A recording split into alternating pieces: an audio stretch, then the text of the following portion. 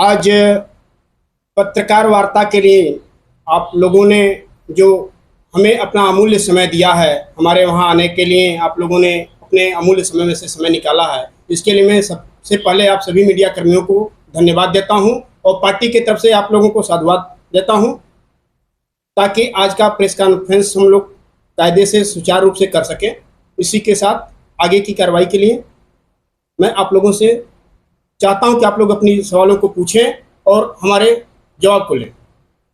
Sir, ये जो महाराजगंज जिले में शिक्षक वाला भ्रष्टाचार मामला अभी सामने आया है, जिसमें देखा गया कि अवैध तरीके से वसूली की गई है, उसके बारे में क्या विचार है आपके, क्या कहना चाहेंगे? देखिए महोदय, पिछले 2 सप्ताह से तो लगातार मैं पत्र भेज करके बेसिक शिक्षा मंत्री को, जिलाधिकारी महाराजगंज को, उत्तर प्रदेश के मुख्यमंत्री महोदय को, राज्यपाल महोदया को और लखनऊ के बाद गोरखपुर मंडल की एडी बेसिक को पत्र भेज करके जो जानकारी और जो सूचना मैंने मुहैया कराया और जिस मामले पर मैंने कार्रवाई की मांग किया, उसके तहत सिर्फ ढाक के 3 पात दिख रहे हैं, इसलिए कि महाराजगंज जनपद एक ऐसा जनपद है जो भ्रष्टाचार का सबसे सुरक्षित जगह माना जा रहा है, क्योंकि 2021 में ग्राम पंचायत रेहरा में कंपोजिट विद्यालय है,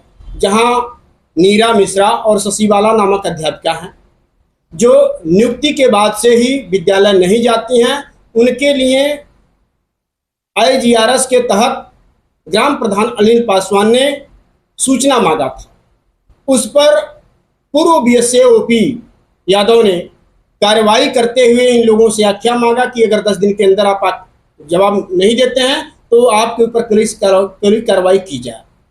उनका ट्रांसफ़र होता है, उसके बाद दूसरे BSA आते हैं और ये तब से 2021 से आज तक जांच की प्रक्रिया दिखा रहे हैं कि मैं जांच करवा रहा हूं। संयोग से एक दिन टेलीफोनिक वार्ता हमारी भी हुई, तो उन्होंने बड़े साफ शब्दों में कहा कि मैं जांच करवा रहा हूं और किसी के कहने पर कोई कार्रवाई नहीं करूंगा। तो आप लोगों के माध्यम से मैं यह जानना चाहता हूं और संदेश और मैसेज देना चाहता हूं कि जांच 2021 से 22 गया, फिर 23 में भी आज मई आ गया, जून आ गया, सब कहानी खत्म हो रहा है। कौन सी जांच चल रही, कौन सी लीपापोती के चक्कर में ये लोग अभी तक उन करप्टेड अध्यापकाओं को टर्मिनेट नहीं किए, बर्खास्त नहीं किए, क्योंकि उसी विद्यालय का एक मामला 2020 में आया था। लौकुश नामक एक अध्यापक हुआ करता था जो फर्जी सर्टिफिकेट पर उसी विद्यालय में कार्यरत था।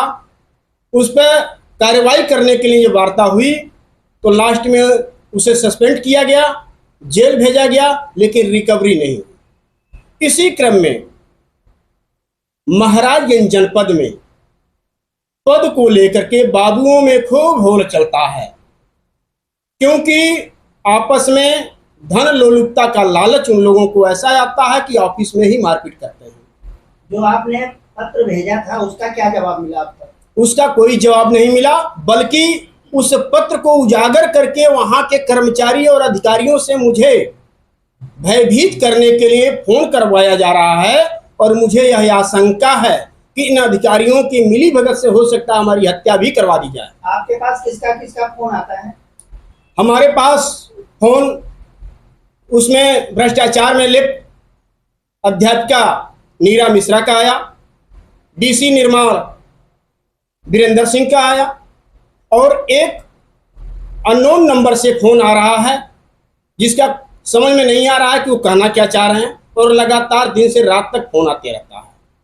सर, इसका आपने शासन प्रशासन को सूचना दी है?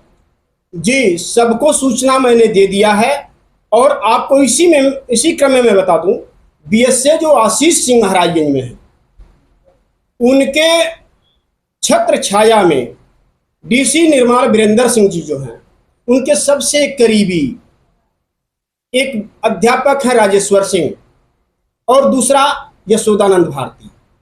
जो यशोदानंद भारती अपने आप को बहुजन समाज पार्टी के नेताओं के संरक्षण में सुरक्षित मानते हैं और राजेश्वर सिंह वर्तमान सरकार के छत्र छाया में अपने आप को सुरक्षित मानते हैं।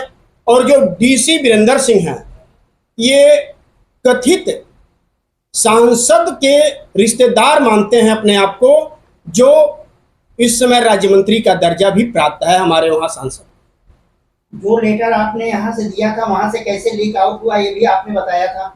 जी, यही तो मैं जानना चाह रहा हूं कि लेटर मैंने डीएम को भेजा, बेसिक एडी को भेजा, बेसिक शिक्षा मंत्री को भेजा, उत्तर प्रदेश मुख्यमंत्री को भेजा, उत्तर प्रदेश राज्यपाल को भेजा, जबकि बेसिक शिक्षा अधिकारी को नहीं भेजा गया। लेकिन डीएम को जो लेटर भेजा गया कैसे वह लीक हुआ, इसलिए मुझे वहां के जिलाधिकारी महोदय के ऊपर भी शंका है। क्या उसी लेटर के बाद ही आपके पास फोन आना शुरू हुआ? जी हाँ, उसके बाद से फोन आना शुरू हुआ। और इसी क्रम में मैं बता दूं आपको कि कई मद से रेहरा के बगल में एक विद्यालय है सिखवानी, कई मद से वहां पैसा जाता है, लगातार पैसे जाते हैं और डीसी निर्माण के द्वारा पैसा अवमुक्त कराया जाता है और कहीं कोई कार्रवाई नहीं होती है, पैसा बंदर बांट कर लिया जाता है। दूसरी बात आपको एक चीज और बता दूं, पूरे जनपद में लगभग 2 दर्जन से ऊपर ऐसे अध्यापक हैं जो बिना ड्यूटी के वेतन ले रहे हैं, ड्यूटी नहीं करते और अधिकारियों की मिलीभगत से वेतन लेते चले आ रहे हैं। इसी साथ एक चीज और मैं बता दूं, अभी बहुत जल्द एक कार्यक्रम ऐसा जानने को मिला कि वहीं नौतनवा ब्लॉक में एक सुंडी गांव है, वहां का विद्यालय जो अभी 10 साल पूरा नहीं हुआ जर्जर होकर गिर गया। जबकि आम आदमी भी अपना घर बनाता है तो कम से कम 25 से 30 साल चलता है, लेकिन महाराजगंज जनपद में डीसी निर्माण के द्वारा जो विद्यालय बनाने के लिए धन अवमुक्त कराया जाता, पुनः उस पर कोई जानकारी नहीं ली जाती है, वो विद्यालय 10 से 12 साल के अंदर जर्जर हो जाते हैं। और तमाम ऐसे विद्यालयों की स्थिति है जिसका जीता जागता साबुत सिखवानी विद्यालय है। इस विद्यालय के लिए जो आपने वहाँ क्या सूचना ये भी दी है जो जर्जर हो गए बच्चे? सूचना देने की बात ही नहीं है, कारण यह है कि सूचना तो विभाग दे रहा कि विद्यालय जर्जर हो गया। तो मैं ये जानना चाह रहा हूँ 10 साल के अंदर कौन ऐसा व्यवस्था बनाया गया और किन धातुओं से बनाया गया कि 10 साल के अंदर ही पक्का निर्मित मकान जर्जर हो जा रहा है। ये तो संदेह के घेरे में है और जानने की इच्छा शक्ति हम नहीं बल्कि हर आदमी की होगी कि किस तरह से वो मकान बनाया गया कि वो 10 साल से 12 साल के अंदर ही जर्जर हो जाता है। ये तो शासन को सोचना चाहिए। इस समय वहाँ पे कितने स्कूलों का निर्माण कार्य चल रहा है, क्या आपको ये जानकारी है? नहीं, ये जानकारी अभी मुझे नहीं प्राप्त हुई। कारण ये है कि जब हमारी डीसी वीरेंद्र सिंह से वार्ता हुई तो हमने कहा क्या यह सूचना आप दे पाओगे कि ऐसा, तो उसने कहा कि आप कोई सूचना से कोई मतलब नहीं है, आप कोई इसका अधिकार नहीं रखते और जो हमको इच्छा होगी जैसी मनमानी करनी होगी हम लोग करेंगे, आप कुछ नहीं बिगाड़ पाएंगे। सर ये शिक्षा से रिलेटेड आपके बहुत ठोस मुद्दे हैं, तो इनको सर आपने योगी आदित्यनाथ तक, मुख्यमंत्री जी तक ये बात सर पहुंचाई? जी, पत्र के माध्यम से मैंने योगी जी को भेजा था और उस पत्र का अभी तक कोई जवाब नहीं आया। सबसे बड़ी बात तो ये है कि उत्तर प्रदेश से लेकर केंद्र तक डबल इंजन की सरकार है और संयोग से जिस जिले का मामला यह है वहां का ही सांसद वित्त राज्य मंत्री भी है, लेकिन वहां अभी तक ऐसी कोई कार्रवाई नहीं दिख रही है जिस तरह से ये मामले का समाधान हो। मैं यह चाह रहा हूं आप लोगों के माध्यम से कि माननीय मुख्यमंत्री योगी आदित्यनाथ जी भ्रष्ट बीएसए को तत्काल प्रभाव से निलंबित करते हुए इस पर जांच कमेटी बैठवाएं और जांच में दोषी पाए गए सभी अधिकारी कर्मचारियों को दंडित करें।